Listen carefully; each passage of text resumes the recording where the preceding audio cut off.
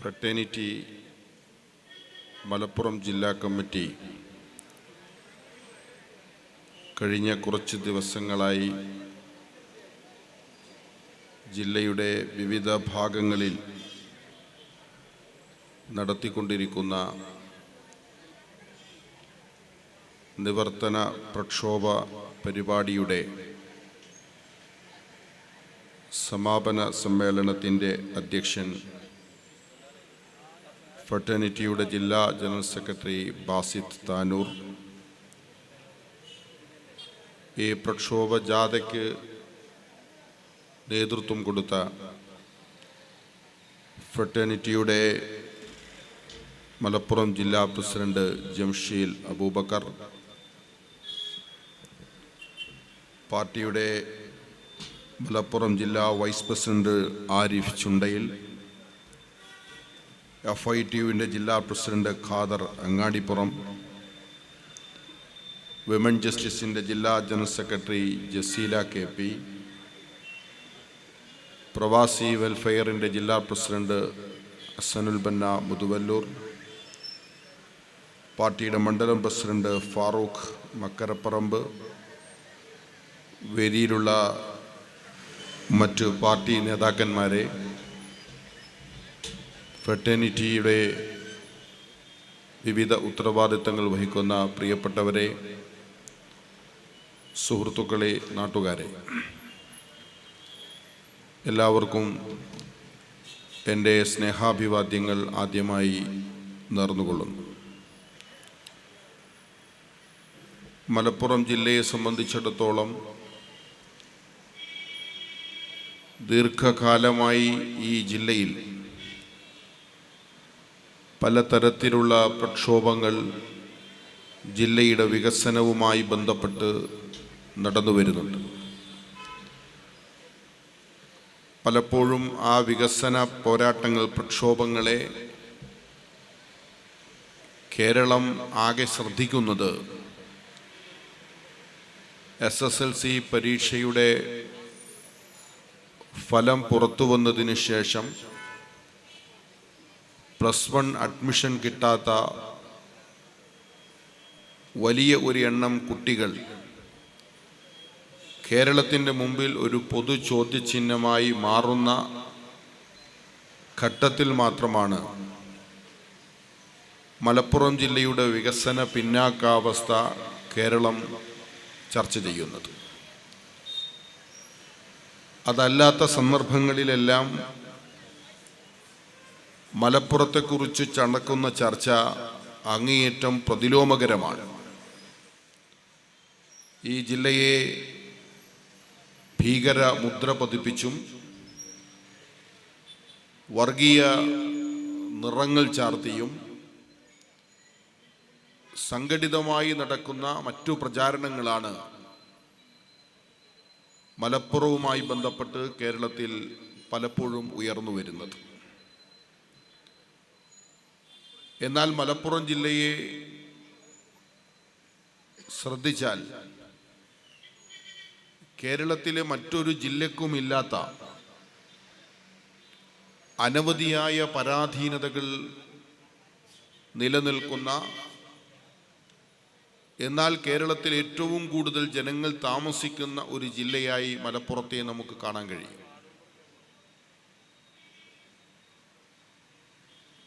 1957 ഒന്നാം സർക്കാർ മുതൽ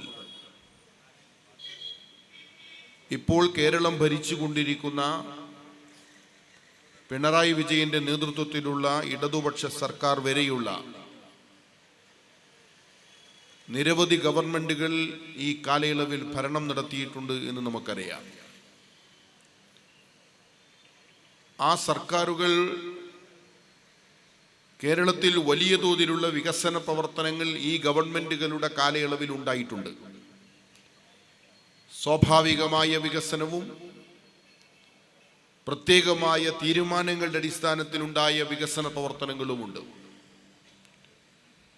നമ്മളൊന്ന് എടുത്തു നോക്കണം.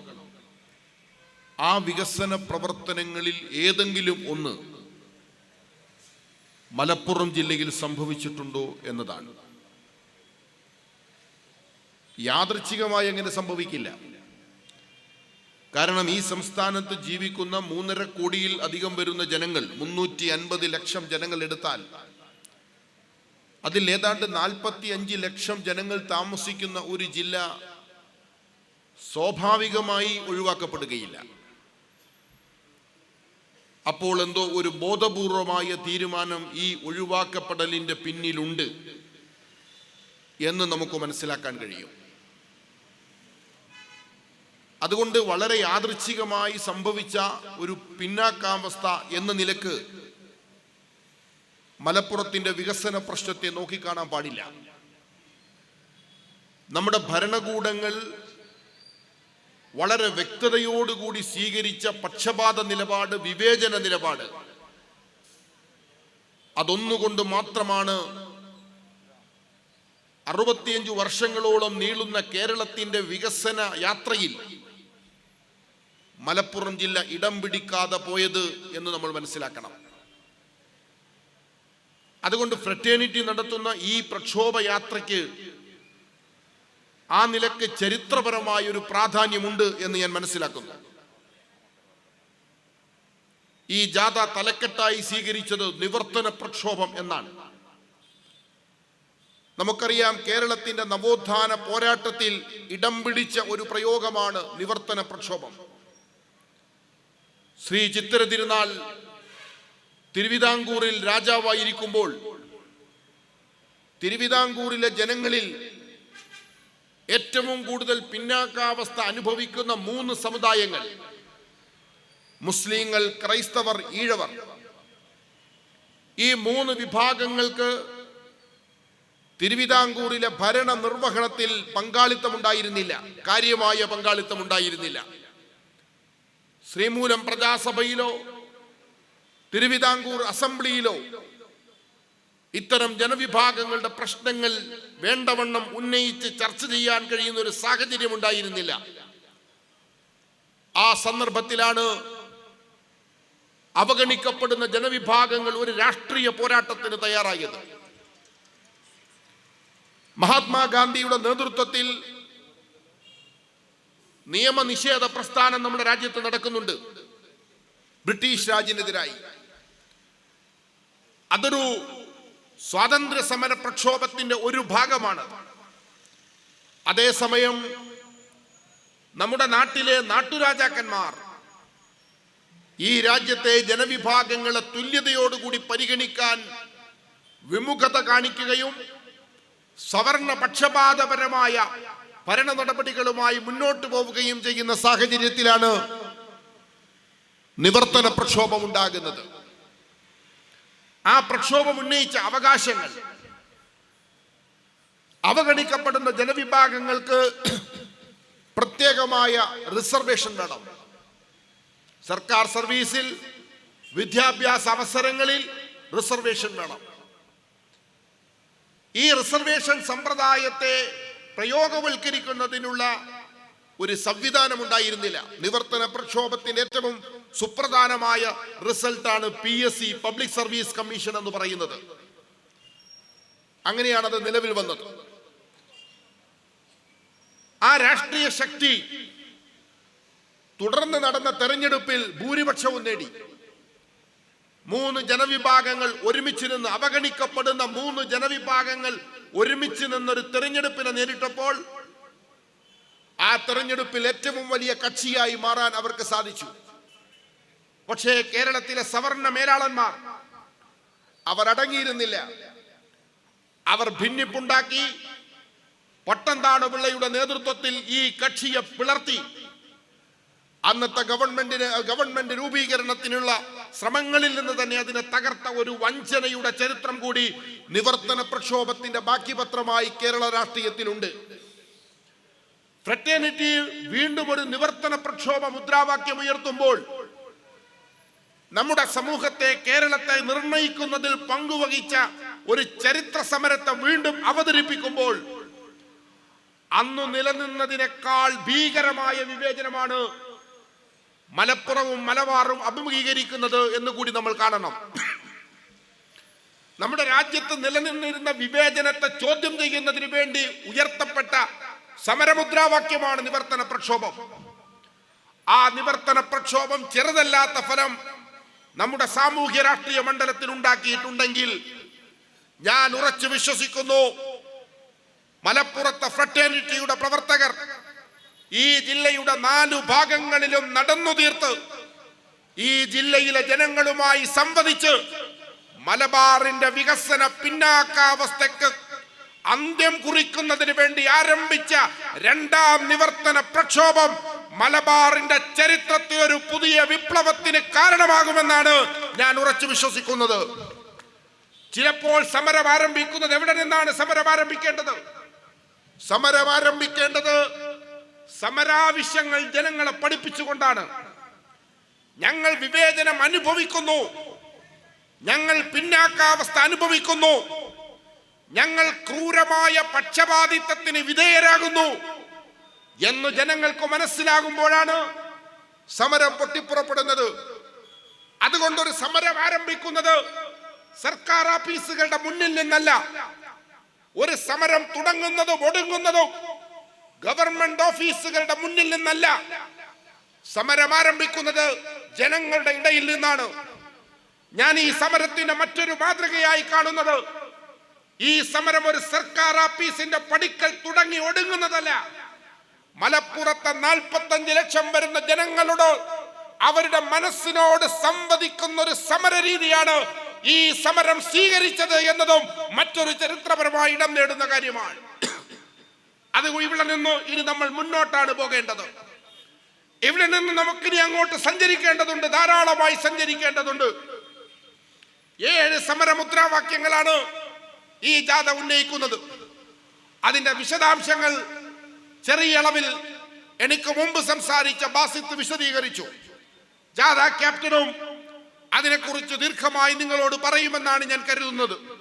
അതുകൊണ്ട് ഞാൻ അതിന്റെ മറ്റു വിശദാംശങ്ങളിലേക്ക് പോകുന്നില്ല. 7 കാര്യങ്ങളെ മാത്രം ഞാനൊന്ന് പരാമർശിക്കുന്നു. ഒന്ന്, മലപ്പുറത്ത് ഒരു സ്വന്തമായ ഒരു യൂണിവേഴ്സിറ്റി വേണം. മലപ്പുറത്തൊരു യൂണിവേഴ്സിറ്റി ഉണ്ട്, പക്ഷെ അതിന്റെ പേര് കോഴിക്കോട് സർവകലാശാല എന്നാണ്. ഈ മലപ്പുറത്തുകാരോട് അന്നേ ഉള്ള കലിപ്പാൻ. യൂണിവേഴ്സിറ്റി സ്ഥാപിച്ചത് മലപ്പുറത്ത്, ഇട്ടപ്പോൾ പേര് കോഴിക്കോട് സർവകലാശാല. രണ്ടാമതൊരു സാധനം കൊണ്ടുവന്നു. എന്താണത്? എയർപോർട്ട്. എവിടെയത്? കരിപ്പൂരിൽ. എന്താ എയർപോർട്ടിന്റെ പേര്? കോഴിക്കോട് അന്താരാഷ്ട്ര വിമാനത്താവളം. നമുക്ക് കോഴിക്കോടിനോട് പ്രത്യേകിച്ച് ദേഷ്യമൊന്നുമില്ല, നല്ല രസമുള്ള സ്ഥലമാണ്, രുചിയുള്ള ഭക്ഷണം കിട്ടുന്ന സ്ഥലമാണ്. പക്ഷെ അതൊരു നീതിയല്ലല്ലോ. ഒരു ജില്ലയിൽ മലപ്പുറം എന്ന് പറയുന്നത് പഴയ മദ്രാസ് റീജൻസിയുടെ ഭാഗമായി 1880കളിൽ തന്നെ മലപ്പുറം എന്ന പേരുണ്ട്. മലബാർ സ്പെഷ്യൽ പോലീസിന്റെ ആദ്യത്തെ പേരെന്താ? മലപ്പുറം സ്പെഷ്യൽ പോലീസ് എന്നാ. അപ്പോ ഈ യൂണിവേഴ്സിറ്റിയും വിമാനത്താവളവും ഉണ്ടാക്കാൻ വന്ന വിദ്വാൻമാർക്ക് അറിയാത്തതല്ലോ. മലപ്പുറത്താണ് ഇത് സ്ഥാപിക്കുന്നത്. പക്ഷേ പരിഗണിക്കേണ്ടതിൽ അടയാളപ്പെടുത്താൻ പാടില്ല. മലബാർ റീജൻസിയിൽ ബ്രിട്ടീഷ് വിരുദ്ധ സമരം നടത്തിയപ്പോൾ ബ്രിട്ടീഷുകാർ പകവീട്ടി. എന്തുകൊണ്ടാ മലബാർ ചരിത്രപരമായി പിന്നാക്കം പോയത്, മലപ്പുറം പിന്നാക്കം പോയത്? ചെറിയൊരു സൂചന ബാസിത്ത് ഇവിടെ പറഞ്ഞു. ഇവിടെ ഒരു തീഷ്ണമായ സ്വാതന്ത്ര്യ സമരം നടത്തി. ബ്രിട്ടീഷുകാർ അവരുടെ നേരിട്ടുള്ള നിയന്ത്രണത്തിലായിരുന്നു മലബാർ.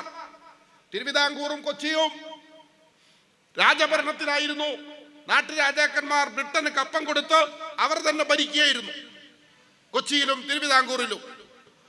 പക്ഷെ മലബാറിൽ ബ്രിട്ടന്റെ നേരിട്ടുള്ള ഭരണമായിരുന്നു. അവർ ഗവർണറെ വെച്ച് മലബാറിൽ ഭരണം നടത്തുന്നു. ആ ഭരണത്തിനെതിരെ മലബാറിൽ അതിശക്തമായ സ്വാതന്ത്ര്യ സമരം നടന്നു.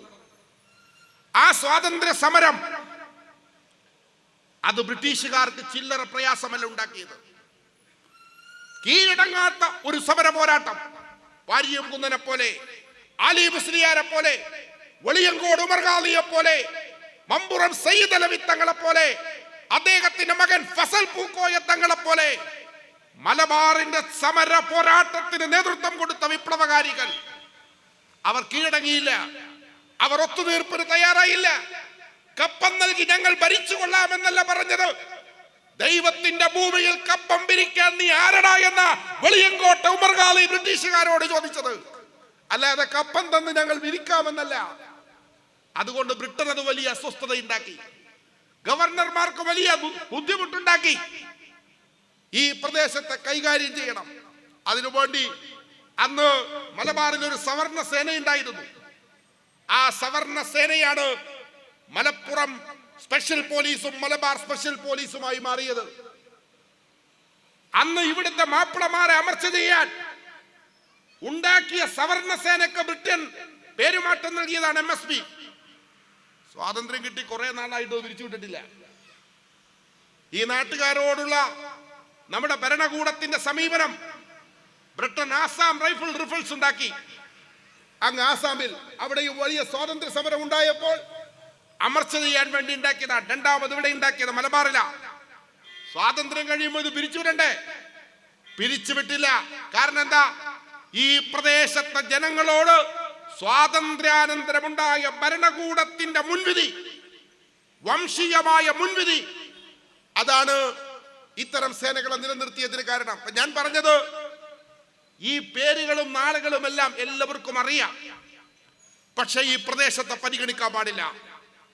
ബ്രിട്ടന്റെ വിരോധം സ്വാതന്ത്ര്യ സമരമായിരുന്നെങ്കിൽ എന്താ സ്വാതന്ത്ര്യാനന്തര കേരളത്തിന്റെ കാരണം? എന്താ? എന്ത് സമീപനമാണ് ഈ വികസന വിരോധത്തിന്റെ കാരണം? എന്താ നമ്മൾ അന്വേഷിക്കേണ്ടത്? ബ്രിട്ടീഷുകാരെ നമുക്ക് മനസ്സിലാവും. കാരണം അവരിവിടെ സ്വസ്ഥമായി രാജ്യം ഭരിക്കാമെന്ന ആളുകൾക്ക് ഇരിക്കപ്പെടുകയില്ല. നാട്ടിന്റെ എല്ലാ ഭാഗങ്ങളിൽ നിന്ന് സമരം, കീഴടങ്ങുന്നില്ല, കൊന്നിട്ടും തീരുന്നില്ല. വാഗൻ ട്രാജഡിയിലിട്ട് ശ്വാസം മുട്ടിച്ചു കൊന്നിട്ടും കീഴടങ്ങുന്നില്ല. അത് ബ്രിട്ടന് വലിയ പ്രശ്നമാണ്. അതുകൊണ്ട് അവർ പക വീട്ടി എന്ന് നമുക്ക് മനസ്സിലാക്കാം. പക്ഷെ സ്വാതന്ത്ര്യാനന്തരം കേരളപ്പിറവിക്ക് ശേഷം എന്താണ് മലപ്പുറത്തിനോട്, മലബാറിനോട് ഈ വികസന വിരോധത്തിന്റെ കാരണം? നമ്മുടെ ഭരണകൂടങ്ങളെ കുറിച്ച് പറയുന്നത് നമ്മുടെ ഭരണകൂടത്തിന് സ്വന്തമായ ജാതിയും മതവും ഇല്ലെന്ന. അത് രേഖ, അത് ഭരണഘടന. പക്ഷേ നമ്മുടെ ഭരണകൂടങ്ങൾക്ക് ജാതിയും മതവുമുണ്ട്. നമ്മുടെ ഭരണകൂടങ്ങളിൽ വന്നിരിക്കുന്നവർക്ക്, അതിനെ നയിക്കുന്നവർക്ക് ജാതിയും മതവുമുണ്ട്. പ്രാദേശികമായ അവഗണനയുണ്ട്. അതുകൊണ്ടാണ് ഇത് സംഭവിച്ചത്. മലബാറിൽ താമസിക്കുന്ന ഇപ്പോ നമ്മുടെ CPM-ന്റെ സെക്രട്ടറി ഉണ്ടല്ലോ, ഗോവിന്ദൻ മാഷ്. വയനാട്ടില് രാഹുൽ ഗാന്ധിയുടെ വിജയത്തിന് കാരണം മുസ്ലിങ്ങൾ ഘനീഭവിച്ചത് കൊണ്ടാണ്. കെമിസ്ട്രിയൊക്കെ നല്ലതുപോലെ പഠിക്കണം ഫാറൂഖ്. മുസ്ലിങ്ങൾ ഘനീഭവിച്ചു. എവിടെ? വയനാട്ടിൽ. അപ്പോ അങ്ങനെ ഘനീഭവിച്ചതിന്റെ ഭാഗമായി പ്രിയങ്ക ഗാന്ധിക്ക് 4,10,000 വോട്ട് കിട്ടി. ഇത് ലാബിലൊക്കെ കൊടുത്ത് പരിശോധിക്കേണ്ട കാര്യമാണ്. മുസ്ലിങ്ങൾ ഇങ്ങനെ ഘനീഭവിച്ചു വന്നാൽ 4,10,000 എന്നൊക്കെ പറയുന്ന കണക്ക് പച്ച വർഗീയതയാണ് ഇത് പറയുന്നത്. കേരളത്തിലെ ഒരു പ്രധാനപ്പെട്ട പാർട്ടിയുടെ സെക്രട്ടറിയാണ്. പച്ച വർഗീയത. മുസ്ലിങ്ങളുടെ വോട്ടിന് എന്തോ ഒരു പ്രത്യേകതയുണ്ട്. ഈ സിദ്ധാന്തമാണ് കഴിഞ്ഞ 65 കൊല്ലമായി കേരളത്തിൽ നടപ്പായിക്കൊണ്ടിരിക്കുന്നത്. പിണറായി വിജയൻ പറഞ്ഞല്ലോ മലപ്പുറത്തെ കുറിച്ച്. മലപ്പുറത്ത് വിദേശ പണം വരുന്നു. ആ കള്ളപ്പണം ഉപയോഗിച്ച് തീവ്രവാദ പ്രവർത്തനങ്ങൾ നടക്കുന്നു. സ്വർണം ഇറക്കുമതി ചെയ്യുന്നു. ഇറക്കുമതി ചെയ്യുന്ന സ്വർണം ഉപയോഗിച്ച് തീവ്രവാദ പ്രവർത്തനം നടക്കുന്നു, ദേശവിരുദ്ധ പ്രവർത്തനം നടക്കുന്നു. ഇതെല്ലാം ഒരു പ്രദേശത്തെ കുറിച്ച് ഭരണാധികാരികൾക്കും ഭരണ പാർട്ടികളുടെ നേതാക്കന്മാർക്കും പറയാൻ കഴിയുമ്പോൾ അതിൻ്റെ എല്ലാം ഉള്ളിൽ വർത്തിക്കുന്ന ഒരു വംശീയതയുണ്ട്, ഒരു മുസ്ലിം വിരുദ്ധതയുണ്ട്, ഒരു മലബാർ വിരുദ്ധതയുണ്ട്. അതിൽ നിന്നാണ് മലപ്പുറത്തിന്റെ ഈ പിന്നാക്കാവസ്ഥയുടെ കാരണം എന്ന് പ്രിയമുള്ളവരെ നമ്മൾ മനസ്സിലാക്കണം. സ്വാഭാവികമായി സംഭവിച്ചതല്ല. ഇത് വളരെ ബോധപൂർവമായി സംഭവിച്ച കാര്യങ്ങളാണ് എന്ന് നമ്മൾ മനസ്സിലാക്കേണ്ടതുണ്ട്. മലബാറിലെ വികസനവുമായി ബന്ധപ്പെട്ട് നമുക്ക് കുറേയധികം കാര്യങ്ങൾ തിരിച്ചറിയാൻ കഴിയും. 2-3 ഉദാഹരണങ്ങൾ മാത്രം ഞാൻ നിങ്ങൾ ശ്രദ്ധയിൽപ്പെടുത്താം. ഒന്ന്, മലപ്പുറത്തൊരു മെഡിക്കൽ കോളേജ് ഉണ്ട്. കഴിഞ്ഞ UDF ഗവൺമെന്റിന്റെ കാലത്ത് ഉമ്മൻചാണ്ടി മുഖ്യമന്ത്രിയായിരിക്കുന്ന സമയത്ത് എല്ലാ ജില്ലയിലും ഒരു മെഡിക്കൽ കോളേജ് എന്ന് പറയുന്ന ഒരു ആശയം അദ്ദേഹം കൊണ്ടുവന്നു. അതിന്റെ ഭാഗമായി എല്ലാ ജില്ലയിലും മെഡിക്കൽ കോളേജുകൾ ഉണ്ടായി. നേരത്തെ ഉണ്ടായിരുന്ന Thiruvananthapuram medical college, Alappuzha medical college, കളമശ്ശേരിയിലെ സഹകരണ സ്വഭാവത്തിൽ തുടങ്ങിയ മെഡിക്കൽ കോളേജ്, തൃശ്ശൂരിലെ medical college, Kozhikode medical college, പരിയാരത്തെ സഹകരണ മെഡിക്കൽ കോളേജ്. ഇത് കൂടാതെ കൊല്ലത്ത് ഒരു മെഡിക്കൽ കോളേജ്, ESI തുടങ്ങിയ തൊഴിലാളികൾക്ക് വേണ്ടി തുടങ്ങിയ ഒരു മെഡിക്കൽ കോളേജ് ഗവൺമെന്റ് ഏറ്റെടുത്തു. കൊല്ലം ജില്ലയിലെ പാരിപ്പള്ളിയിൽ. പത്തനംതിട്ട ജില്ലയിലെ കോന്നിയിൽ ഒരു ഗവൺമെന്റ് മെഡിക്കൽ കോളേജ് ആരംഭിക്കാൻ തീരുമാനിച്ചു. അതേപോലെ തന്നെ ഇടുക്കി ജില്ലയിൽ ഒരു മെഡിക്കൽ കോളേജ് തീരുമാനിച്ചു. പിന്നീട് വരുന്നത് പാലക്കാട് ജില്ലയിലാണ്. പാലക്കാട് പട്ടികജാതി പട്ടികവർഗ വിഭാഗങ്ങൾക്ക് പ്രത്യേക പരിഗണന നൽകുന്ന ഒരു മെഡിക്കൽ കോളേജ് തീരുമാനിച്ചു.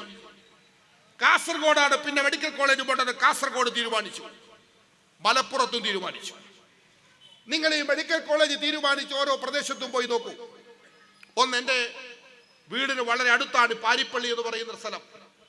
എല്ലാ ഇൻഫ്രാസ്ട്രക്ചറുമുള്ള ഒരു വലിയ മെഡിക്കൽ കോളേജ് ക്യാമ്പസ്.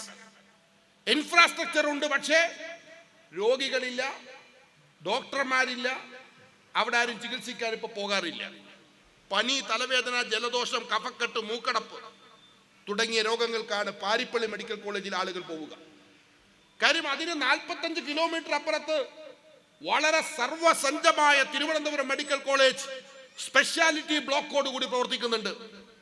എല്ലാ ഡോക്ടർമാരും ഏതു നേരവും അവിടെയുണ്ട്. തിരുവനന്തപുരത്തായതുകൊണ്ട് ഇടക്കിടക്ക് മന്ത്രിമാരുടെ തലച്ചുറ്റൽ വരുന്നത് കൊണ്ട് ചികിത്സിക്കാൻ സൗകര്യം വേണമെന്നുള്ളത് കൊണ്ട് നല്ല ക്വാളിറ്റിയിൽ അവിടെ നിലനിർത്തിയിട്ടുണ്ട്. ഭരണകൂടത്തിന്റെ നേർക്കുനേരെയുള്ള കാഴ്ചയിലായതുകൊണ്ട് 24 മണിക്കൂറും പ്രവർത്തിക്കുന്ന മികച്ച അത്യാഹിത വിഭാഗത്തോടുകൂടി തിരുവനന്തപുരത്ത് മെഡിക്കൽ കോളേജ് ഉണ്ട്. പാരിപ്പള്ളിയിൽ ഈ ഇൻഫ്രാസ്ട്രക്ചർ വെറുതെ കിടന്ന് നശിക്കുകയാണ്. അവിടെ ഇൻഫ്രാസ്ട്രക്ചർ ഉണ്ട്, രോഗികളില്ല. കോന്നിയിൽ മെഡിക്കൽ കോളേജിന് ആവശ്യമായ പുതിയ ക്യാമ്പസ് സ്ഥലം വാങ്ങി നല്ല ബിൽഡിങ്ങുകൾ പണിതീർന്നുകൊണ്ടിരിക്കുന്നു. കോഴ്സുകൾ അനുവദിച്ച് അവിടെ കുട്ടികൾ പഠനം നടക്കുന്നു. ഒരു വികസന പോരായ്മയുമില്ല. ഇടുക്കിയിലെ പൈനാവിൽ അവിടെയും സ്ഥലം വാങ്ങി നിർമ്മാണ പ്രവർത്തനങ്ങൾ നടന്നുകൊണ്ടിരിക്കുന്നു. കാസർഗോഡ് വികസനപരമായി പിന്നാക്കാവസ്ഥ നിൽക്കുന്ന ഒരു സ്ഥലമാണ്. കാസർഗോഡ് ചില പ്രശ്നങ്ങളുണ്ട്. പാലക്കാട് ക്യാമ്പസിന്റെ നിർമ്മാണം പൂർത്തിയായി ഏകദേശം നല്ല ബിൽഡിങ്ങോട് കൂടി പാലക്കാട് മെഡിക്കൽ കോളേജ് അതിന്റെ ഒടുവിലേക്ക് എത്തുകയാണ്. മലപ്പുറത്ത് എന്താ സംഭവിച്ചേ? മലപ്പുറത്ത് ക്യാമ്പസ് വാങ്ങി 1 സെന്റ് സ്ഥലം വാങ്ങി ഓത്തിക് സാഹിബ് പുതുതായിട്ട് ഈ ക്യാമ്പസിന്. പകരം എന്താ ചെയ്തേ? മഞ്ചേരി മെഡിക്കൽ കോളേജിന്റെ മങ്ങിത്തുടങ്ങിയ ബോർഡ്, മഞ്ചേരി ജനറൽ ആശുപത്രിയുടെ മങ്ങിത്തുടങ്ങിയ ബോർഡ് എടുത്തു മാറ്റി Malappuram medical college, Manjeri medical college എന്നൊരു ഫ്ലക്സ് സ്ഥാപിച്ചു. ഇതെങ്ങനെയാ സംഭവിക്കുന്നത്? ഒരു ഗവൺമെന്റ്, ആ ഗവൺമെന്റിന്റെ കീഴിലുള്ള ഡിപ്പാർട്ട്മെന്റ് കേരളത്തിലെ 5 സ്ഥലങ്ങളിൽ പുതുതായി മെഡിക്കൽ കോളേജുകൾ സ്ഥാപിക്കാൻ ഒരു തീരുമാനം, ആ തീരുമാനം ഇംപ്ലിമെന്റ് ചെയ്യുന്നത് ഒരു ഡിപ്പാർട്ട്മെന്റ്, മേൽനോട്ടത്തിലെ ഉദ്യോഗസ്ഥന്മാർ ഒരേ ഉദ്യോഗസ്ഥന്മാർ. അവർക്കെന്താ മലപ്പുറത്തെത്തുമ്പോൾ ഒരു മാറ്റം? മഞ്ചേരിയിലെ ജനറൽ ആശുപത്രി എന്ന് പറയുന്നത് വളരെ ഇടുങ്ങിയ സ്ഥലത്ത് നിൽക്കുന്ന ഒരു ആശുപത്രിയാണ്. ശ്വാസം വിടാൻ അവിടെ സൗകര്യമില്ല. ആ സ്ഥലത്ത് ഒരു മെഡിക്കൽ കോളേജ്, എന്താ പരിസര പ്രദേശത്തൊന്നും സ്ഥലം കിട്ടില്ലായിരുന്നോ? മലപ്പുറത്തുകാർ സ്ഥലം കൊടുക്കില്ല എന്ന് പറഞ്ഞോ? ഞങ്ങളുടെ സ്ഥലമില്ല എന്ന് പറഞ്ഞോ? ആ ഒരു ശ്രമം പോലും നടത്തിയില്ല. എന്നിട്ട് ഇനി എന്താ? ബാക്കി കാര്യം കൂടി അന്വേഷിക്കുമ്പോഴാണ് നമുക്ക് മനസ്സിലാവുക, ഈ മാറ്റിയ ഫ്ലെക്സ് ബോർഡ് ആരുടെ ചെലവില? അത് സർക്കാരിന്റെ ചെലവിലല്ല. മലപ്പുറത്തുകാര് വളരെ ഉദാരന്മാരാണ്. മലപ്പുറത്തുകാർ അവരുടെ ഉദാരത കൊണ്ടുണ്ടായ കുറെ ബുദ്ധിമുട്ടാണെന്ന് ഞാൻ ഇപ്പൊ വേറൊന്നും പറയുന്നത്. ഇങ്ങോട്ടൊന്നും ചോദിക്കുന്നതിന് മുമ്പ് അങ്ങോട്ട് ഞങ്ങൾ ബോർഡ് ഞങ്ങൾ വെച്ചാണ്.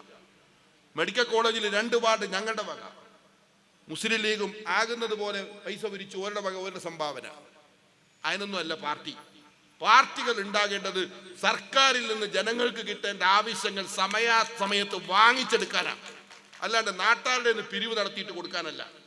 കേരള കോൺഗ്രസ് ഒന്നും അങ്ങനെ ഒരു പിരിവ് അവിടെ നടത്തുന്നില്ല. അവിടെ എല്ലാം സർക്കാരിൽ നിന്ന് കിട്ടുകയാണ്. എന്തിനാണ് ഈ ഒരു വിവേചനം മലപ്പുറത്തോട്? ജനറൽ ആശുപത്രി അങ്ങനെ തന്നെ നിൽക്കണം. ആലപ്പുഴയിൽ മെഡിക്കൽ കോളേജ് ഉണ്ടായിരുന്നു നേരത്തെ, നഗരമധ്യത്തിൽ വളരെ കുറഞ്ഞ സ്ഥലത്തായിരുന്നു. വളരെ പ്രയാസങ്ങളുള്ള ഒരു മെഡിക്കൽ കോളേജ് ആയിരുന്നു. ക്യാമ്പസ് കോളേജിൽ നിന്ന് 14 കിലോമീറ്റർ ദൂരെയാണ് ക്യാമ്പസ്. കുട്ടികൾ ക്യാമ്പസിൽ നിന്ന് ആശുപത്രിയിൽ വന്ന് അവരുടെ പഠനത്തിന്റെ ഭാഗമായുള്ള പ്രവർത്തനങ്ങളിൽ ഏർപ്പെട്ട് തിരിച്ച് ക്യാമ്പസിലേക്ക് പോകണം. ക്യാമ്പസ് ഒരു സ്ഥലത്തും ആശുപത്രി മറ്റൊരു സ്ഥലത്തും. അത് ഗവൺമെന്റ് ഏറ്റെടുത്തതാണ്. ദേവസ്വം ബോർഡിൽ നിന്ന് സർക്കാർ ഏറ്റെടുത്ത മെഡിക്കൽ കോളേജാണത്. അങ്ങനെ മുന്നോട്ട് പോകുമ്പോൾ ജനങ്ങൾ സമരം നടത്തിയപ്പോ സർക്കാർ അവസാനം തീരുമാനമെടുത്തു, ക്യാമ്പസിനടുത്ത് തന്നെ പുതിയ മെഡിക്കൽ കോളേജ് ആരംഭിക്കാൻ. ഇപ്പോൾ നിങ്ങൾ ആലപ്പുഴയിൽ വന്ന് നോക്കൂ. ആലപ്പുഴയിലെ ക്യാമ്പസിന്റെ അടുത്ത് തന്നെ 100-ലധികം ഏക്കർ, 150ഓളം ഏക്കർ സർക്കാർ ഏറ്റെടുത്ത് മെഡിക്കൽ കോളേജ് നഗരത്തിൽ നിന്ന് അവിടേക്ക് ഷിഫ്റ്റ് ചെയ്തു. ഇപ്പൊ ക്യാമ്പസും മെഡിക്കൽ കോളേജും മനോഹരമായ സ്ഥലത്ത് എല്ലാ സൗകര്യങ്ങളോടും കൂടി നിൽക്കുന്നു. പഴയ മെഡിക്കൽ കോളേജ് എന്ത് ചെയ്തു? പഴയ മെഡിക്കൽ കോളേജ് ജനറൽ ആശുപത്രിയായി കൺവെർട്ട് ചെയ്തു.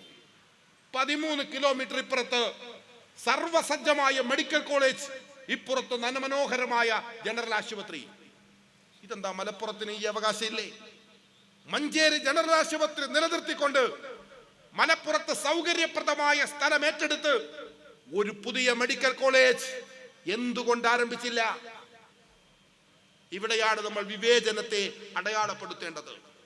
ഈ നിലക്കുള്ള മൗലികമായ ചില വിവേചനങ്ങൾ ഇവിടെ നിലനിൽക്കുന്നു. അതാണ് യൂണിവേഴ്സിറ്റി എന്ന് പറയുന്ന ഒരു ആവശ്യത്തെ ഉന്നയിച്ചുകൊണ്ട് ഇത്തരം വിവേചനങ്ങളുടെ ഒരു തുടക്കം, ഒരു നമ്പറാണ് ഫ്രട്ടേണിറ്റി ചൂണ്ടിക്കാണിക്കാൻ ശ്രമിക്കുന്നത്. കാലിക്കറ്റ് സർവകലാശാല, അവിടെ പഠിക്കുന്ന വിദ്യാർത്ഥികൾ, അഫിലിയേറ്റ് ചെയ്ത കോളേജുകളുടെ എണ്ണം, സമയാസമയങ്ങളിൽ പരീക്ഷ നടത്താൻ കഴിയാത്ത ജോലിഭാരം, ഇതെല്ലാമായി യൂണിവേഴ്സിറ്റി നിന്ന് കിടക്കുന്നത് നമ്മൾ കണ്ടുകൊണ്ടിരിക്കുകയാണ്. ഈ വിവേചനങ്ങൾക്ക് ഒരു അറുതി വേണം. രണ്ടാമത്തെ ഒരു കാര്യമാണ് മലപ്പുറം ജില്ലാ വിഭജനം. 3 ജില്ലക്ക് മാത്രമുള്ള വലിപ്പമുണ്ട് ഇവിടെ.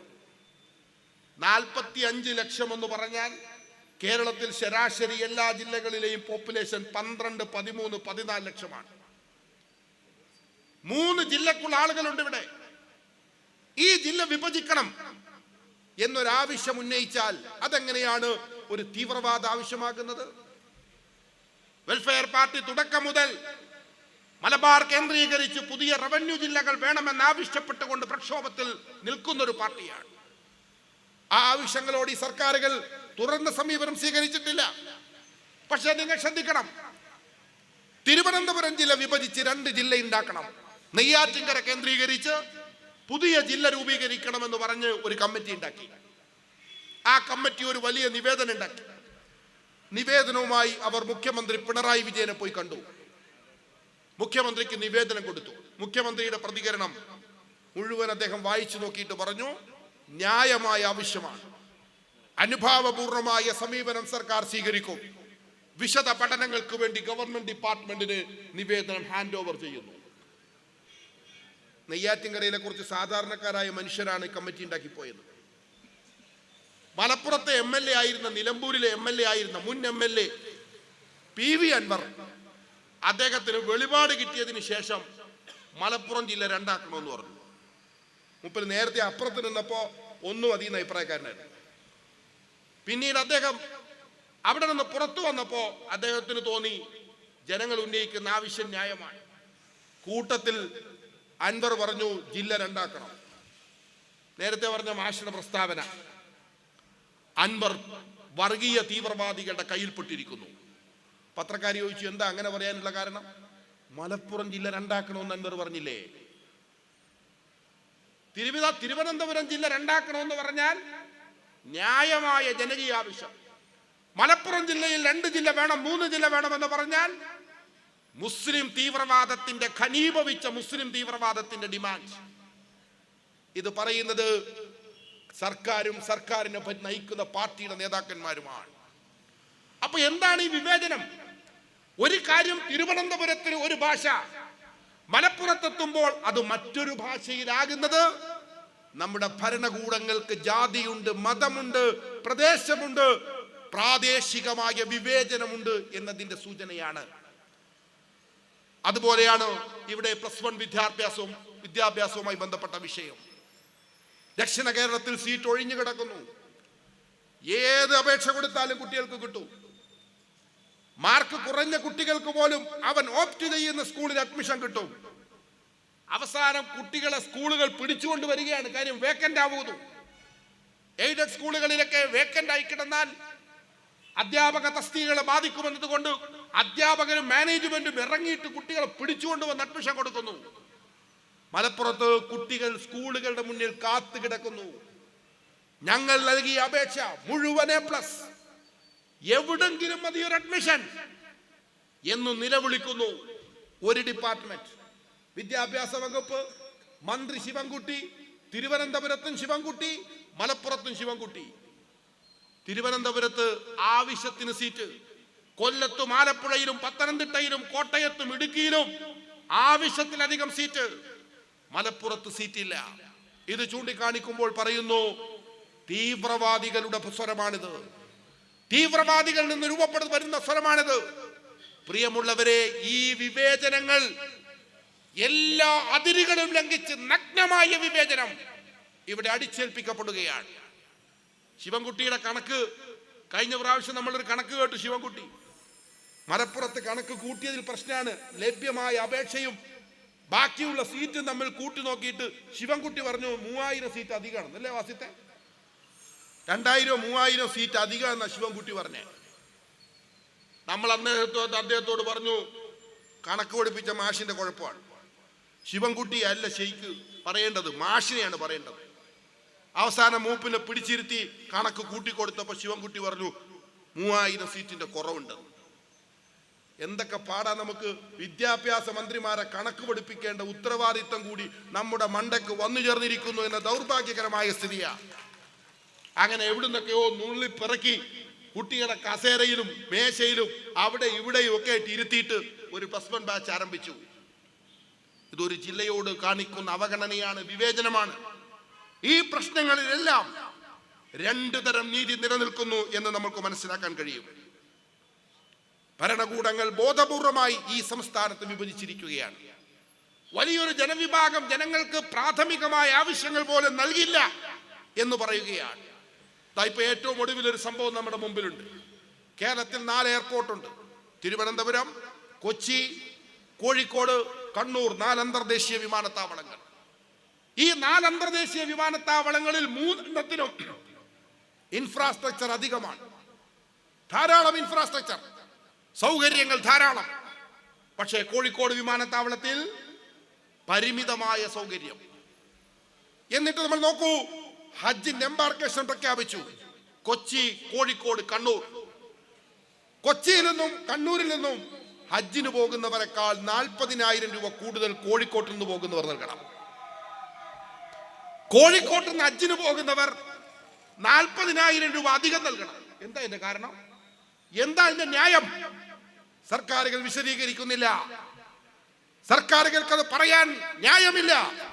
ആളുകൾ പറഞ്ഞൊരു കാര്യം ചെയ്യും, ഞങ്ങൾ കോഴിക്കോട്ട് നിന്ന് പോകുന്നില്ല, 5000 രൂപ എടുത്ത് വണ്ടി പിടിച്ച് കണ്ണൂരോ കൊച്ചിയിലോ പോയിട്ട് വിമാനം കയറി പോകാം. അനുവദിക്കില്ല. മലപ്പുറത്തുകാർ 40,000 രൂപ അധികം കൊടുത്തിട്ട് ഹജ്ജിന് പോകണം.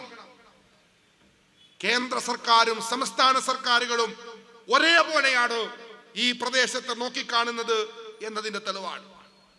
മലപ്പുറത്ത് കൂടി പോകുന്ന സവിശേഷമായ റെയിൽവേയാണ് ഷൊർണൂർ നിലമ്പൂർ റെയിൽവേ. ബ്രിട്ടീഷുകാരുടെ കാലത്തുണ്ടാക്കിയതാണ്. ബ്രിട്ടീഷ് ഭരണത്തിന് ശേഷം കേരളത്തിൽ 2 റെയിൽവേ ലൈൻ ഉണ്ടായി. ഒന്ന് തൃശ്ശൂരിൽ നിന്ന് ഗുരുവായൂരിലേക്കും എറണാകുളത്ത് നിന്ന് ആലപ്പുഴ വഴി കായംകുളവും. 2 ലൈൻ നിങ്ങൾ പോയി നോക്കൂ. 2 ലൈനും എത്രയോ മുമ്പേ വികസിക്കപ്പെട്ടു, വൈദ്യുതീകരിക്കപ്പെട്ടു. കൂടുതൽ ട്രെയിനുകൾ അവിടെ സർവീസ് നടത്തുന്നു. പക്ഷേ ബ്രിട്ടീഷ് ഭരണകാലത്തുണ്ടായിരുന്ന നിലമ്പൂർ ഷൊർണൂർ റെയിൽവേ നിന്ന് കിടക്കുകയാണ്. ഇപ്പോഴാണ് വൈദ്യുതീകരണം കഴിഞ്ഞ 2-3 ആഴ്ചകൾക്ക് മുമ്പാണ് പൂർത്തിയായത്. റെയിൽവേ ആവശ്യത്തിന് ട്രെയിനില്ല. ഉണ്ടായിരുന്ന ഒരു വണ്ടി രാജ്യറാണി. എത്രയാ കോച്ച്? 13 കോച്ച്. നേരത്തെ ഷൊർണൂരിലെത്തിയിട്ട് രാജ്യറാണി അമൃത എക്സ്പ്രസിൽ ഘടിപ്പിച്ചിട്ട് ഒരുമിച്ചാ പോയിക്കൊണ്ടിരുന്നത്. അങ്ങനെ അത് 2-2 അമൃത എക്സ്പ്രസിന് എത്ര കോച്ചാ? 24. വിഘടിപ്പിച്ച രാജ്യറാണിക്ക് എത്ര? 13. ജനറൽ കോച്ച് 1.5ആണ്. ഞാൻ വെറുതെ പറഞ്ഞില്ല, കണക്കിൽ 1.5 പോലെ തന്നെയാണ്. ഒരു കോച്ച് മുഴുവനും, പിന്നെ ഒരു അര കോച്ച്. ബാക്കി അരയിലാണ് മറ്റേ പറയുന്നത് ലൈറ്റ് അടിക്കുന്ന ആളുണ്ടല്ലോ, ആള് നിൽക്കുന്നത് ബാക്കി അരയിലാണ്. അപ്പൊ ഒരു 2 കോച്ച് കൂടി വേണം. ജനങ്ങൾ ആവശ്യം ഉന്നയിച്ചു. വെൽഫെയർ പാർട്ടിയൊക്കെ വലിയ സമരം നടത്തി, ധാരാളം നിവേദനം കൊടുത്തു. അവസാനം റെയിൽവേ തീരുമാനിച്ചു 2 ജനറൽ കോച്ച് തരാം. സന്തോഷം. ആളുകൾ ആദ്യത്തെ മിനിറ്റിലൊക്കെ പോസ്റ്റ് ഇട്ടു. അടിയിക്ക് നോക്കിയപ്പോഴാണ് കണ്ടത് 2 ജനറൽ കോച്ച് തരും, പകരം 2 സ്ലീപ്പറിങ് എടുക്കും. 2 ജനറൽ തരും, അങ്ങനല്ലേ വർദ്ധിപ്പിക്കണം എന്ന് പറഞ്ഞാൽ. 2 ജനറൽ തരും, പകരം 2 സ്ലീപ്പറിങ് എടുക്കും. നിങ്ങളിപ്പോ രാജ്യറാണി കയറി നോക്കിയോ, S1 മുതൽ S6 വരെ ഉള്ളൂ. പിന്നെ 2 കോച്ചിന് പേപ്പർ എഴുതി ഒട്ടിച്ചിരിക്കുകയാണ് SC1 SC2. കാരണം അതിന്റെ സ്ലീപ്പർ പദവി എടുത്തു കളഞ്ഞു, സ്പെഷ്യൽ കോച്ചായിട്ട് ഇട്ടിരിക്കുക. കണ്ണ് തെറ്റിയ 2 എടുത്തോണ്ട് പോകും. 2 സീറ്റ് കോച്ച് എന്ന് പറഞ്ഞാൽ 72 ഒരു കോച്ചിൽ 144 സീറ്റ് റദ്ദ് ചെയ്യുന്നു. ഇതെന്ത് ന്യായ? 2 ജനറൽ കോച്ച് കൊണ്ടുവരുന്നതിന് 2 സ്ലീപ്പർ റദ്ദ് ചെയ്താൽ ഈ യാത്രക്കാരെന്ത് ചെയ്യൂ? ക്യാൻസർ പേഷ്യന്റ് അടക്കമുള്ളവർ ആശ്രയിക്കുന്ന ഒരു വണ്ടി ചോദിക്കാനാളില്ല, പറയാനാളില്ല, ഒന്നിനുമില്ല.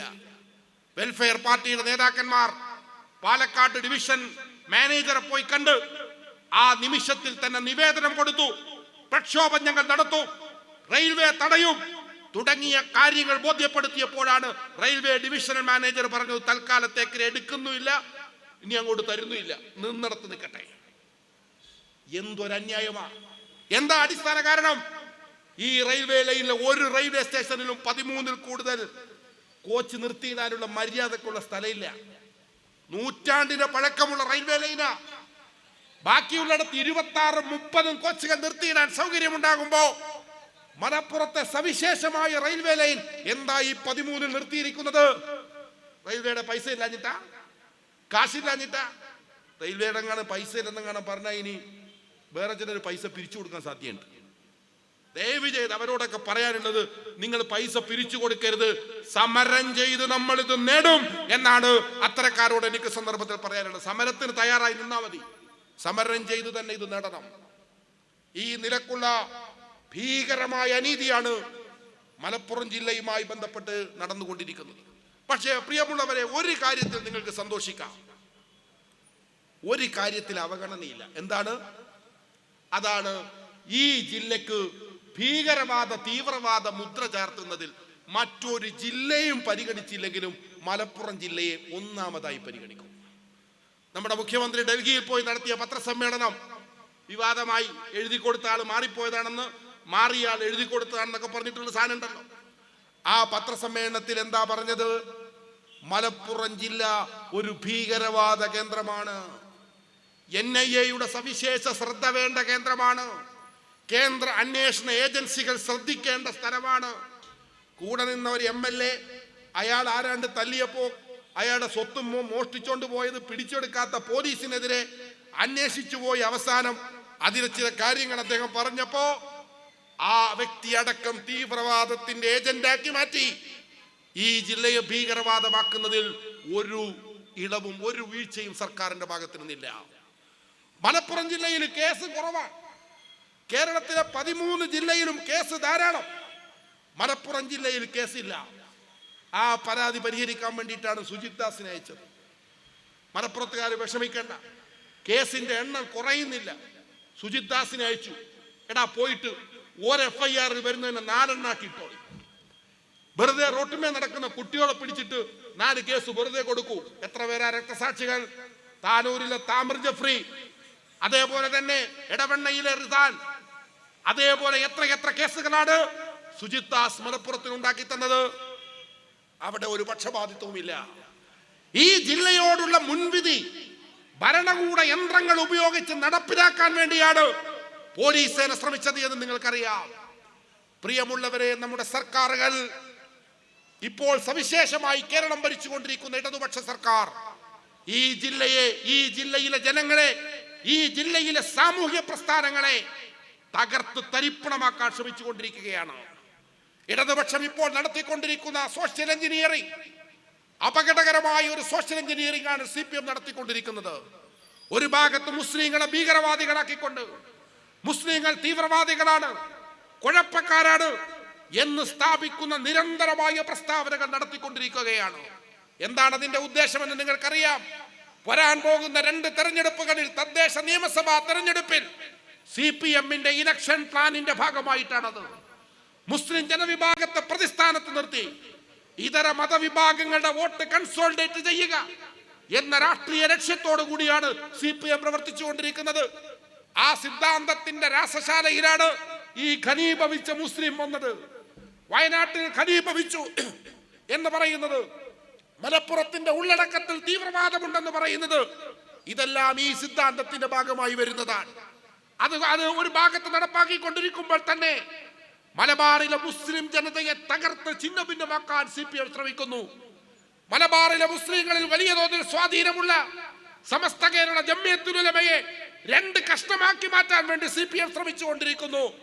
സമസ്ത കേരള ജംഇയ്യത്തുൽ ഉലമയിൽ ഭിന്നിപ്പുണ്ടാക്കി ആ സംഘടനയെ ദുർബലപ്പെടുത്താൻ, അതുവഴി മുസ്ലിം രാഷ്ട്രീയത്തെ തന്നെ ദുർബലപ്പെടുത്താൻ CPM ശ്രമിച്ചുകൊണ്ടിരിക്കുന്നു. പ്രിയമുള്ളവരെ, ഈ നാടിനോട്, ഈ പ്രദേശങ്ങളോട് ഒരു മമതയും കാണിച്ചില്ലെങ്കിലും ഈ പ്രദേശങ്ങളിലെ ജനവിഭാഗങ്ങളുടെ രാഷ്ട്രീയ, സാമൂഹ്യ, മതപ്രവർത്തനങ്ങളെ ദുർബലപ്പെടുത്തുക എന്ന അപകടകരമായ ലൈനുമായിട്ടാണ് ഇപ്പോൾ കേരളത്തിലെ CPM നേതൃത്വം മുന്നോട്ട് പോയിക്കൊണ്ടിരിക്കുന്നത്. ഈ സന്ദർഭം അത്തരം നീക്കങ്ങൾക്കെതിരായ പോരാട്ടത്തിന്റെ കൂടി സമയമായി മാറണം. ദേശീയ തലത്തിൽ BJP ചെയ്തുകൊണ്ടിരിക്കുന്നത് മുസ്ലിങ്ങളുടെ പൂർവ്വകാലം പറഞ്ഞുകൊണ്ടാണ്. ഔറംഗസീബിനെതിരെ യുദ്ധം ചെയ്യുക, ടിപ്പു സുൽത്താനോട് പകവീട്ടുക. അതിനുവേണ്ടിയാണ് നരേന്ദ്രമോദിയും BJP-യും ദേശവ്യാപകമായി ക്യാമ്പയിൻ നടത്തിക്കൊണ്ടിരിക്കുന്നത്. കേരളത്തിലെ CPM എന്താ ചെയ്യുന്നത്? കേരളത്തിലെ CPM മുസ്ലിങ്ങളുടെ ഭാവി പറഞ്ഞുകൊണ്ടാണ്. മോഹനൻ മാഷ് കേട്ടല്ലോ, തളിപ്പറമ്പിൽ CPM-ന്റെ മുൻ കോഴിക്കോട് ജില്ലാ സെക്രട്ടറി മോഹനൻ മാഷിന്റെ പ്രസംഗം നിങ്ങൾ കേട്ടല്ലോ.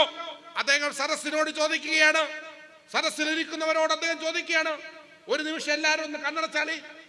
കണ്ണടച്ചോ? അടച്ചു. ഇനി ഞാൻ പറയുന്നൊന്ന് സങ്കല്പിച്ചു നോക്കൂ. ഈ ജമാഅത്തെ ഇസ്ലാമിക്കാർ ഇന്ത്യ ഭരിക്കുകയാണെന്ന് സങ്കല്പിച്ചോ? വെറുതെ സങ്കല്പിച്ചാളി. സങ്കല്പിച്ചു. ആരായിരിക്കും അവർ ഇന്ത്യ ഭരിച്ചാൽ ഏറ്റവും കൂടുതൽ പീഡിപ്പിക്കപ്പെടാൻ പോകുന്നത്? കണ്ണടച്ചിരുന്നവനൊന്നും ഉത്തരം കിട്ടിയില്ല. ഓന്റെ കൺമുമ്പിലൊന്നും അങ്ങനെ ഒരു ഉത്തരവ് വരുന്നില്ല. അപ്പൊ മോഹനൻ മാഷ് തന്നെ മറുപടി, ഇന്ത്യയിലെ ഹിന്ദുക്കളായിരിക്കും ഏറ്റവും കൂടുതൽ പീഡിപ്പിക്കപ്പെടുക. എവിടേക്കാണ് ഇവർ കൊണ്ടുപോകുന്നത്? അപ്പൊ ഭാവിയിൽ മുസ്ലിങ്ങൾ ഭരിക്കാൻ പോകുന്നു. കുഞ്ഞു എന്താണ്, ഹസൻ കുഞ്ഞാലിക്കുട്ടി അമീർ കേരളം പിടിക്കാൻ പോകുന്നു. മുസ്ലിം ലീഗിനെ മുൻനിർത്തിക്കൊണ്ട് കേരളത്തിലെ ധ്രുവീകരണമാണ് വരാൻ പോകുന്നത്. മുസ്ലിങ്ങളുടെ റെപ്രസെന്റേഷൻ ഉള്ള ഒരു സർക്കാർ കേരളത്തിൽ അധികാരത്തിൽ വരാൻ പാടില്ല എന്ന സാഹചര്യ നിർമ്മിതിയാണ് ഇപ്പോൾ CPM നടത്തിക്കൊണ്ടിരിക്കുന്നത്. ആ സാഹചര്യ നിർമ്മിതി വിജയിച്ചാൽ മുസ്ലിം ലീഗിന്റെ പങ്കാളിത്തമുള്ള ഒരു സർക്കാർ കേരളത്തിൽ അധികാരത്തിൽ വരുന്നത് ചെറുത്തു തോൽപ്പിക്കാൻ മുസ്ലിം ഇതര ജനവിഭാഗങ്ങളെ നിർബന്ധിതമാക്കുന്ന ഒരു സോഷ്യൽ എഞ്ചിനീയറിംഗ് ആണ് CPM നടത്തിക്കൊണ്ടിരിക്കുന്നത്. ഇത് വിജയിക്കാൻ പാടില്ല. ഇത് വിജയിച്ചാൽ കേരളം ഉണ്ടാകില്ല. ഇത് വിജയിച്ചാൽ ഈ അനീതിക്ക് കനം കൂടും. ഇത് വിജയിച്ചാൽ ഈ നാട് വീണ്ടും മുറിക്കപ്പെടും. അതുകൊണ്ട് പ്രിയമുള്ളവരെ, ഇതൊരു നിർണായകമായ സമരമാണ്. ഫ്രറ്റേണിറ്റി ആരംഭിച്ചിരിക്കുന്ന ഈ വികസന പോരാട്ടം ഭൗതികമായ വികസനത്തിന്റെ മാത്രം പ്രശ്നമല്ല. നമ്മുടെ ഭരണകൂടങ്ങളെ കീഴടക്കിയിരിക്കുന്ന ഈ സവർണ ബോധം, ഈ വംശീയ ബോധം, ഈ വിദ്വേഷം, വെറുപ്പ്, അതിനെതിരായ പോരാട്ടം കൂടിയാണ് നിങ്ങൾ നയിച്ചുകൊണ്ടിരിക്കുന്ന ഈ സമരമെന്നാണ് ഈ ചരിത്ര സന്ദർഭത്തെ സാക്ഷി നിർത്തി എനിക്ക് പറയാനുള്ളത്. അതുകൊണ്ട് മലബാറിലെ ജനങ്ങളോട്, സവിശേഷമായി മലപ്പുറത്തെ ജനങ്ങളോട് വെൽഫെയർ പാർട്ടിക്ക് അഭ്യർത്ഥിക്കാനുള്ളത്, ഇപ്പോൾ നടത്തിക്കൊണ്ടിരിക്കുന്ന ഈ ഭീകരമായ പ്രവർത്തനമുണ്ടല്ലോ, കേരളത്തിലെ ഭരണകൂടത്തിന്റെയും കേരളത്തിലെ ഭരണ പാർട്ടിയുടെയും കേരള മുഖ്യമന്ത്രിയുടെയും നേതൃത്വത്തിൽ നടന്നുകൊണ്ടിരിക്കുന്ന അപകടകരമായ ഈ നീക്കത്തെ ചെറുത്തു തോൽപ്പിക്കാൻ ജനങ്ങൾ തയ്യാറാവേണ്ടതുണ്ട്. അവർ നടത്തിക്കൊണ്ടിരിക്കുന്നത് നാടിന്റെ ഭാവിക്ക് ഉപകരിക്കപ്പെടുന്നതല്ല. വീണ്ടും ഒരിക്കൽ കൂടി സർക്കാർ അധികാരത്തിൽ വരണം, മൂന്നാമതും എനിക്ക് മുഖ്യമന്ത്രിയാകണം എന്ന ഇടുങ്ങിയ മനസ്ഥിതിയിൽ നിന്ന് ഈ നാടിനെ തകർക്കുന്ന നിലപാടുമായിട്ടാണ് അവർ മുന്നോട്ട് പോകുന്നത്. അതനുവദിച്ചു കൊടുത്താൽ നമ്മുടെ ഭാവി തലമുറ നമ്മളെ വിചാരണ ചെയ്യും. ഈ നാടിന്റെ മതനിരപേക്ഷ അടിത്തറ തകരും. ഈ നാടിന്റെ ഐക്യവും കൂട്ടായ്മയും ഇല്ലാതാകും. അത് സംഭവിക്കാതിരിക്കാൻ വളരെ ഉജ്ജ്വലമായ പോരാട്ടങ്ങൾ വരും ദിവസങ്ങളിൽ സംഘടിപ്പിക്കപ്പെടേണ്ടതുണ്ട്. ഒരു കാര്യം ഞാൻ ഈ സന്ദർഭത്തിൽ ഓർമ്മപ്പെടുത്താൻ ആഗ്രഹിക്കുന്നു. കേരളത്തിലെ സർക്കാരിനോട് അതിന് നേതൃത്വം കൊടുത്തുകൊണ്ടിരിക്കുന്ന മുഖ്യമന്ത്രി പിണറായി വിജയനോട് വെൽഫെയർ പാർട്ടിയുടെ ഉത്തരവാദപ്പെട്ട ഒരു പ്രവർത്തകൻ എന്ന നിലക്ക് ഞാൻ ഓർമ്മപ്പെടുത്താൻ ആഗ്രഹിക്കുന്നു. നിങ്ങൾ നടത്തുന്ന ഈ വിദ്വേഷ പ്രവർത്തനമുണ്ടല്ലോ, ആ വിദ്വേഷ പ്രവർത്തനം വിജയിക്കുമെന്ന നിങ്ങളുടെ വ്യാമോഹം ഉണ്ടല്ലോ, കേരള ജനതയെ അണിനിരത്തി ഞങ്ങളത് ചെറുത്തു തോൽപ്പിക്കുമെന്ന് ഈ സന്ദർഭത്തിൽ അറിയിക്കാൻ ഞങ്ങൾ ആഗ്രഹിക്കുകയാണ്. ഞങ്ങൾ വിടുകയില്ല. ഞങ്ങൾ നിങ്ങൾ എന്തു ഭീഷണിപ്പെടുത്തിക്കൊള്ളൂ, ഞങ്ങളെ തീവ്രവാദികളും ഭീകരവാദികളുമായി മുദ്രകുത്തിക്കൊള്ളൂ. സാക്ഷാൽ പിണറായി വിജയൻ താങ്കൾ മറുവശത്ത് നിൽക്കുന്ന ഈ പോരാട്ടത്തിൽ അന്തിമ വിജയം ഞങ്ങൾ നേടുക തന്നെ ചെയ്യുമെന്നാണ് ഈ സന്ദർഭത്തിൽ ഉറപ്പെടുത്താനുള്ളത്. കാരണം ഞങ്ങളുടെ ജയമെന്ന് പറയുന്നത് ഞങ്ങളുടെ പാർട്ടിയുടെ വിജയമല്ല, ഈ നാടിന്റെ വിജയമാണ്. ഈ നാടിനെ തീവ്രവാദികളുടെയും വർഗീയവാദികളുടെയും സംഘപരിവാറിന്റെ പരീക്ഷണശാലയാക്കി മാറ്റാതിരിക്കാനുള്ള പോരാട്ടമാണ്. ആ പോരാട്ടം വിജയിക്കുക എന്നത് ചരിത്രപരമായ ഒരു ഉത്തരവാദിത്തമാണ് എന്ന തിരിച്ചറിവോടുകൂടിയാണ് ഞങ്ങൾ ഈ പോരാട്ടവുമായി മുന്നോട്ട് പോകുന്നത്. കേരളത്തിന്റെ തെരുവിൽ ഞങ്ങളുണ്ട്. പിണറായി വിജയൻ ഞങ്ങളെ ഒന്ന് പറഞ്ഞാൽ രണ്ട് പറയുന്ന കുട്ടികളാണ് ഞങ്ങളുടെ കയ്യിലുള്ളത് എന്ന് നിങ്ങൾ മനസ്സിലാക്കണം. അതുകൊണ്ട് പേടിപ്പിച്ചിട്ട് കീഴടക്കാമെന്ന് തോന്നണ്ട. അങ്ങനെ പേടിപ്പിച്ചാൽ കൂടെ നിൽക്കുന്നവരുണ്ടെങ്കിൽ അവരെയും കൂട്ടി നിങ്ങൾ മുന്നോട്ട് പോയിക്കൊള്ളൂ. ചെറുത്തുനിൽപ്പിന്റെയും പോരാട്ട വീര്യത്തിന്റെയും മലബാർ സമരവീര്യത്തിന്റെയും പിന്തുടർച്ചയാണ് ഈ രാഷ്ട്രീയ പ്രസ്ഥാനത്തിന്റെ സിരകളിലൂടെ ഓടിക്കൊണ്ടിരിക്കുന്നത് എന്ന ബോധ്യത്തോടു കൂടി ഈ നാട്ടിൽ ഞങ്ങൾ മുന്നോട്ട് പോകും എന്നറിയിച്ചുകൊണ്ട് ജംഷീരിന്റെ നേതൃത്വത്തിൽ കഴിഞ്ഞ കുറേയധികം ദിവസങ്ങളായി ഈ ജില്ലയെ ഇളക്കി മറിച്ചുകൊണ്ടിരിക്കുന്ന നിവർത്തന പ്രക്ഷോഭത്തിന്റെ സമാപനം, അത് ആ സമാപന സമ്മേളനത്തിന്റെ ഔപചാരികമായ ഉദ്ഘാടനം നിർവഹിച്ചതായി അറിയിച്ചുകൊണ്ട് ഞാൻ അവസാനിപ്പിക്കുന്നു. അഭിവാദ്യങ്ങൾ. നന്ദി, നമസ്കാരം.